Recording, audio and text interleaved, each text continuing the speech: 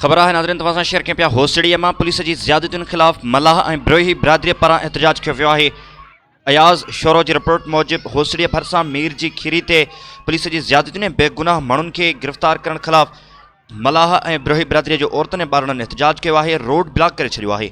SHO Shri Akhtar कटपर civil कपड़नि में हथनि में पिस्टल खणी मुज़ाहिरनि वटि पहुची मुज़ाहिरनि मथां पिस्टल ताणे हिरासत करे ॿारनि ते तशदुद करे रोड खुलाइण जी कोशिश कई, जंहिं ते औरतुनि ऐं ॿारनि मज़ामत कंदे सख़्त नारेबाज़ी कई।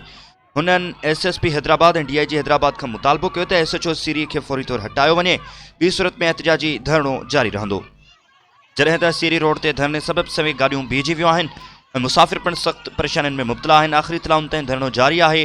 पुलिस SHO सीरी जी नाज़िबा रवैये ऐं औरतुनि ते पिस्टल ताणे हिरासा करण वारे अमल ख़िलाफ़ इलाइक़े वासियुनि वॾे अंग में धरणे में शामिल थी विया आहिनि।